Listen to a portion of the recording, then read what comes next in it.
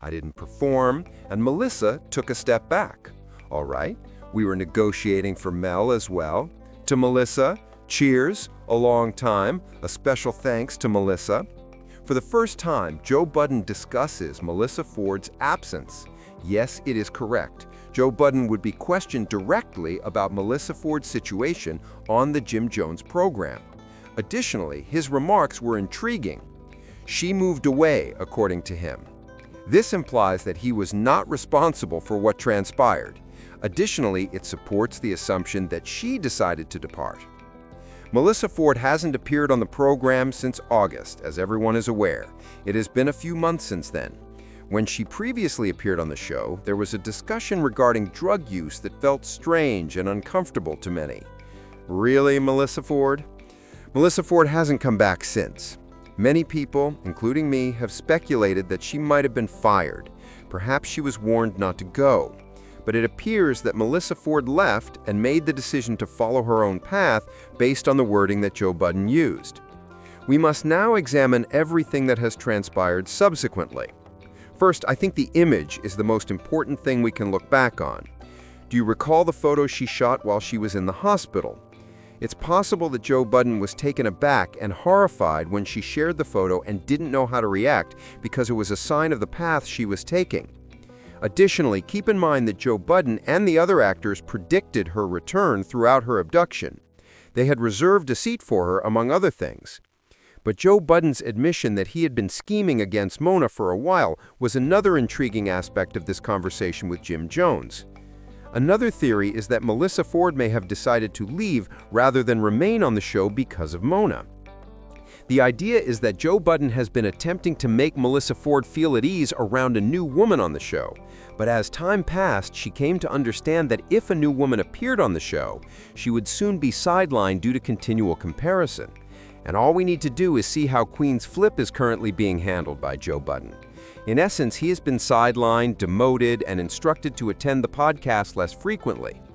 If Melyssa Ford had been present, this is precisely what would have happened. The audience's opinion of her would have drastically decreased if she had been told to miss a day.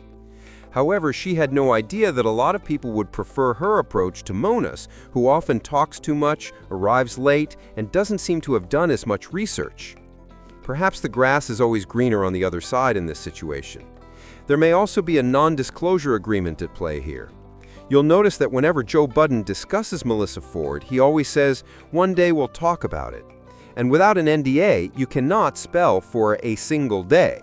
It's possible that Joe Budden asked Melyssa Ford to refrain from discussing the incident after she decided not to return, but Melyssa Ford has since changed her mind and is now discussing it indirectly, describing how she was once a part of a misogynistic red pill community. But the reason she was able to regain her hotness was because of the red pill community, as she likes to refer to it. Let's be honest, after all. What did Melyssa Ford do when Mandy called her out?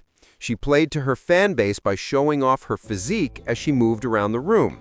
And if you listen to her podcast, the majority of her videos that are popular videos are those in which she emphasizes the vixen role over women's health. Time will tell how these two decide to respond to one another. But it seems that Joe Budden is attempting to take the mogul way, and that his days of arguing with co-hosts who quit a show are long gone. But only time will tell, and he appears to be truly in love with Mona now that he has her. He constantly posts her on his Instagram stories and captions, pretending that she is the love of his life. He has posted about her more than he has about many of his significant others, I promise. He adores this woman, and occasionally I'm not sure if it's truly earned. For example, she frequently arrives late. She also talks too much about the cast. Even while I liked her at first, as she continued to fit into the show, I could see things going south. What is the duration of this honeymoon? She is ill-informed and just needs to appear on the show once a week. She only appears in freestyles. People were upset by that criticism the other day. Someone commented, "Oh, it's weird that we want Melina to be well-researched about what happened with Rory and his cancellation." "Why are you giving her an excuse?" I asked. "She is expected to have done extensive research. This is a podcast with some research, but not much. It seems to me that she simply arrives late, goes to the park, and begins to hoop. I apologize. You need to have some prior knowledge for this. The listeners of the Joe Budden podcast are well-informed and aware of the most arbitrary callbacks. This audience seems somewhat more attentive, and at least Melyssa Ford was aware of what was happening and avoided stepping on anyone while she spoke. And since Parks is the one who is most directly affected by those who don't take the show as seriously, we don't know if Ice and Parks won't grow weary of Melina and the special treatment she receives, just as they did of Melyssa Ford. This is especially true of Melina's delaying the production by arriving late to the show. This was mentioned on the Jim Jones Show once more. He had a one-on-one meeting with Joe Budden. The Jim Jones podcast piques my interest. It features numerous past rappers, Fabulous, Mayo Davies. I'm not sure how he will pay these guys when money starts to come in, so I do question if that will be able to support itself. Furthermore, I don't think he's earning enough that giving them a specific sum of money wouldn't be offensive to them. As I've mentioned, how much can you actually pay someone if a podcast isn't profitable? Yes, I'm aware that Jim Jones has 500,000 or maybe 1 million views. Even though I doubt he makes $1 million a year, does it still cover the expense of the studio? Is the light covered by that? Does that pay the rent? Does that include any of those things? What comprehension do Mayo, Fab, and the other men have of him? These men seldom talk at all, Dave East. I watched Fab talk about cannabis. I thought, I have no idea what this guy is talking about. He ought to refrain from potting ever again. Don't stop rapping. But we'll see. Please share your thoughts in the comments section. Visit Jim Jones' channel to view the content. The conversation was fascinating.